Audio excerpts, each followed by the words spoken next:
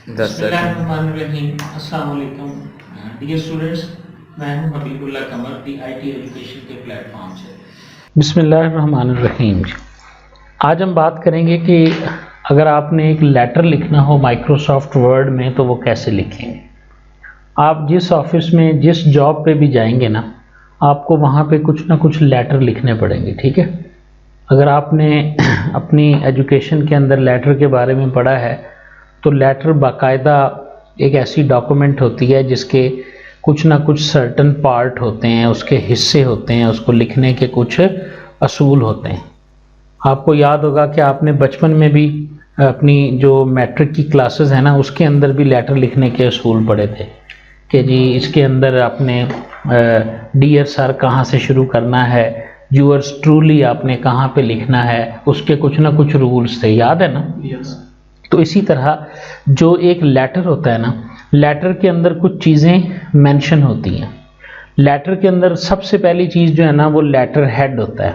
Letter head यानी आप हमेशा लेटर कंपनी के एक ऐसे पेज पे प्रिंट करते हैं जिसके ऊपर उसका मोनो और उसका एड्रेस और उसका नाम लिखा होता है। तो कंपनी का वो पेज जिसके ऊपर आप लेटर को प्रिंट आउट करते हैं उसे लेटर हेड कहा जाता है, ठीक हो गया।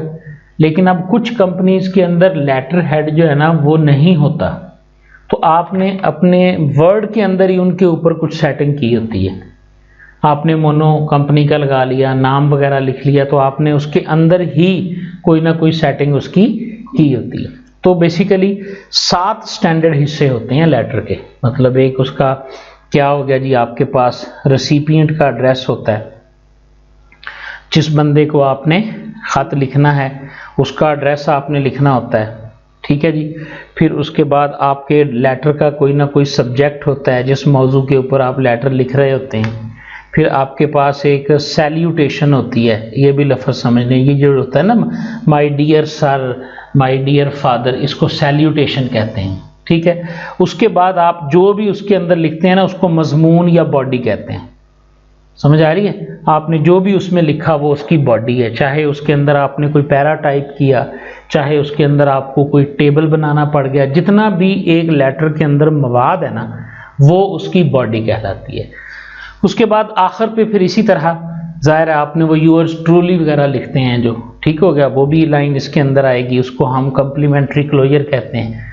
और इसी तरह उसके बाद फिर आपने अपना नाम और पता भी लेटर के नीचे लिखना होता है। ये हो गया हमारे पास सेंडर एड्रेस या नेम वगैरह। समझ आ गई बात की या नहीं, ठीक हो गया। आमतौर पे सेंडर एड्रेस वगैरह लिखने की ज़रूरत नहीं पड़ती। क्यों नहीं पड़ती? क्योंकि आपकी कंपनी का जो लेटर हेड होता है ना, आप उसमें ये सारी चीज़ें लिखी होती हैं। तोशिबा कारपोरेशन, ठीक है जी, जीटी रोड गुजरांवाला या जीटी रोड लाहौर या जीटी रोड कराची, ऐसा लिखा हुआ आ जाता है कि नहीं आ जाता। तो एक लेटर को आप किस तरह से टाइप कर सकते हैं। फिर अगेन आपके पास 2 ऑप्शंस हैं। नंबर 1 ऑप्शन ये कि हम फाइल न्यू करेंगे और हमें जो टेम्पलेट्स मिलेंगी ना, जैसे ये भी लेटर की टेम्पलेट है, जिस तरह हमने सीवी बनाया था याद है ना, ये भी लेटर की टेम्पलेट है। हम किसी एक टेम्पलेट को, लेटर वाली टेम्पलेट को इस्तेमाल कर लेंगे तो हमारे सामने वो लेटर वाली टेम्पलेट जो है वो ओपन हो जाएगी। अब आप देखें, वो कहता है जी जो आपकी कंपनी का लोगो है उसको आप यहाँ लगा दें।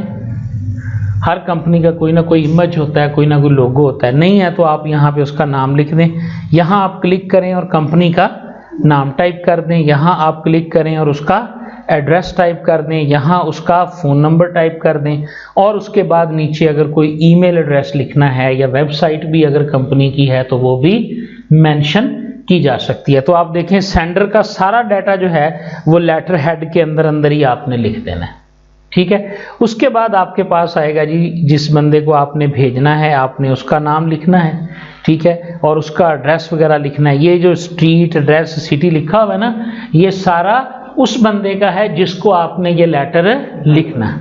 उसके बाद डियर आ गया, डियर के आगे आपने लफ्ज़ लिखना है। अगर बंदे को लिख रहे हैं तो सर लिखेंगे, वरना मैडम लिखेंगे, प्रिंसिपल लिखेंगे, ठीक है, जो भी हेडमास्टर है, कॉलम है, जिसको भी आप लिखना चाहते हैं। और उसके बाद इस तरह आप पैराग्राफ के अंदर अपना जो भी मवाद है, जो भी बॉडी है वो टाइप कर देंगे। ठीक है, ये आपको नज़र आ रहा होगा कि ये पहला पैरा है, आपने जस्ट इसको क्लिक करना है और इसकी जगह इसको ख़त्म करके अपना मवाद जो है वो एंटर कर देना है। समझ आ रही बात की? उसके बाद आपके पास ये विद वार्म रिगार्ड जो मैंने कहा था ना, योर्स ट्रूली वगैरह लिखना पड़ता है, वो लिखा। यहाँ आपके वो कहता है जी अपना नाम लिखो और यहाँ अपना जॉब टाइटल, मसलन यहाँ पे आप लिखें हबीबुल्ला और यहाँ आप लिख दें जी लेक्चरर।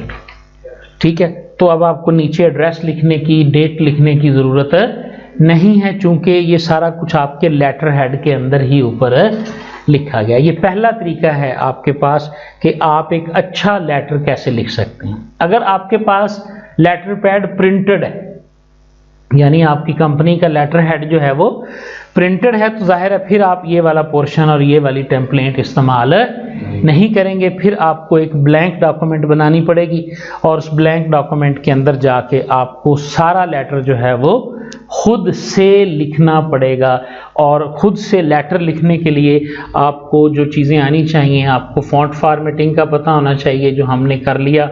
ठीक है जी, उसके बाद हमें पैरा फॉर्मेटिंग का भी जो है वो पता होना चाहिए कि जी पैराग्राफ फॉर्मेटिंग कैसे की जाती है, फॉन्ट फॉर्मेटिंग जो है वो कैसे की जाती है। यहाँ तक बात की समझ आ गई कि आप एक बिजनेस लेटर टेम्पलेट के ज़रिए कैसे लिख सकते हैं।